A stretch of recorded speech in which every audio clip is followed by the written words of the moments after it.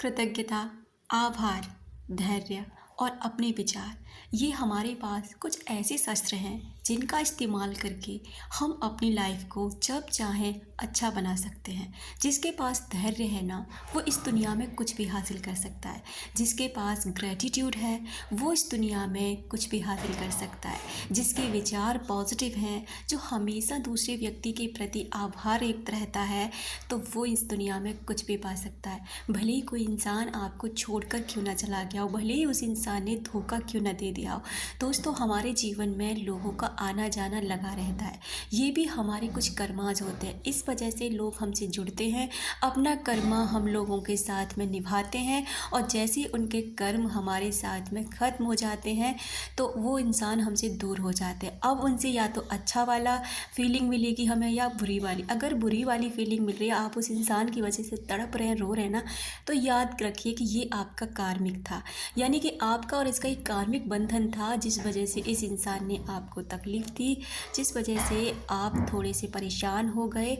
और यही वजह है दोस्तों कि आज आप उस इंसान की वजह से तड़प रहे हैं और आप उसे माफ़ नहीं कर पा रहे। लेकिन आपको इसे समझना होगा कि जैसे आप किसी को माफ़ कर देते हैं ना, जैसे आप उसके विचारों से अपने विचारों को डिस्कनेक्ट कर लेते हैं ना, तो वहीं से आपका नया जीवन शुरू हो जाता है। वहीं ग्रैटिट्यूड, अगर आपके पास छोटी छोटी चीज़ों के लिए भी ग्रैटिट्यूड है ना, जैसे भले ही आज आपके साथ बहुत छोटा सा कुछ ऐसा अच्छा हुआ जिससे आपको अच्छा फील हुआ, तो फिर आपको ग्रेटफुल होना ही चाहिए, जिससे आप अपने जीवन में और कुछ भी हासिल कर सकें। वहीं अगर आपके पास धैर्य है, तो धैर्य के लिए आपको कुछ इन चीज़ों का इंतज़ार करना पड़ता है। उस पर काम करते रहिए और इंतज़ार करिए, बस यूनिवर्स पर भरोसा रखिए।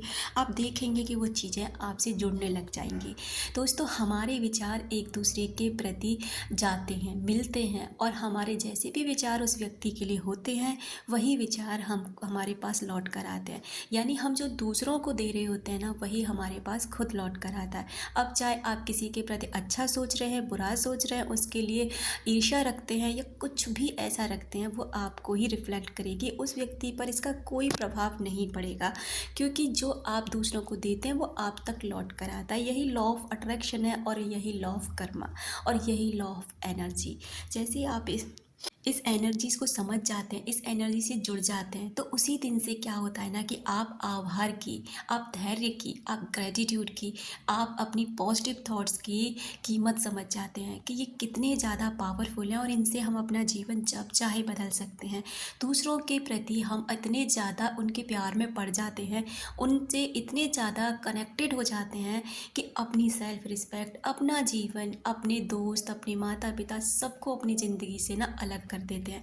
जबकि ये भी हमारे पार्ट ऑफ लाइफ हैं, इन्हीं से हमारा जीवन था। इन्होंने हमें धरती पर लेकर आए, इन्होंने हमें पाला, इतना बड़ा किया और हमें पढ़ाया लिखाया।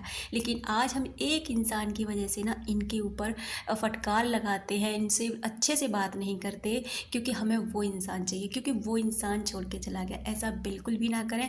आप जितना भी जिसके पीछे भागेंगे ना, वो चीज़ आपसे उतनी ही दूर चली जाएगी। इसलिए उन चीज़ों के पीछे भागना बंद कर दें, चाहे वो कोई व्यक्ति है, कोई जॉब है, कोई भी ऐसी चीज़ आपकी लाइफ में जो आपको भागने पर किसी के पीछे मजबूर कर रही है, बस उसे भागना छोड़ के उसे अपनी तरफ आकर्षित करना सीखें। आकर्षित तब कर पाएंगे जब आप खुद से प्यार करेंगे, उन लोगों से प्यार करेंगे जो आपसे प्यार करते हैं, सम्मान करेंगे, ग्रेटिट्यूडफुल रहेंगे और यूनिवर्स पर भरोसा रखेंगे। दोस्तों, मैं अक्सर करके यही कोशिश करती हूँ कि अच्छे से अच्छी चीज़ें आपके सामने लेकर आऊँ, जिनसे मेरा जीवन बदला। मैं आपके सामने उन चीज़ों को रखूँ जिससे आपका जीवन बदल जाए, जिससे आप उन एंजाइटी से, डिप्रेशन से, किसी के पीछे पड़े रहने से, किसी के लिए रो रहे, तड़प रहे, इन सब चीज़ों से ना बाहर निकल के अपने उस जीवन को जिएं जो आपका इंतज़ार कर रहा है। और सच मानिए, वो इंसान भी आपकी तरफ आकर्षित हो जाता है जो आपको छोड़कर चला गया, क्योंकि अब आप एक आकर्षण के केंद्र हो चुके हैं, क्योंकि आप डिपेंडेंट नहीं रहे, आप इंडिपेंडेंट हो चुके हैं। अब आप खुद से प्यार करने लगे, अब आप हर किसी के लिए हर समय अवेलेबल नहीं हैं, और आप पॉजिटिव थॉट्स रखते हैं, और आप उस व्यक्ति को माफ़ कर चुके हैं, और अपनी लाइफ में आगे बढ़ने का आपने मन बना लिया है। जैसे आप सारी चीज़ें करते हो ना, रियली ये चीज़ें बहुत अच्छे से काम करती हैं, और एक दिन आपकी ज़िंदगी में वो आता है तो आप कहते हो कि यार, जो मेरे साथ हुआ था ना मेरे अच्छे के लिए हुआ था। उस समय मुझे समझ नहीं आया, लेकिन मुझे आज समझ में आ रहा है कि ये सब जो था ना मेरी ग्रोथ के लिए था, मेरे विकास के लिए था, मेरी उन्नति के लिए था। तो मैं तो आपसे यही चाहती हूँ कि भले ही आप किसी व्यक्ति को नहीं भूल पा रहे हैं, तो आप नेगेटिव होके क्यों सोचना?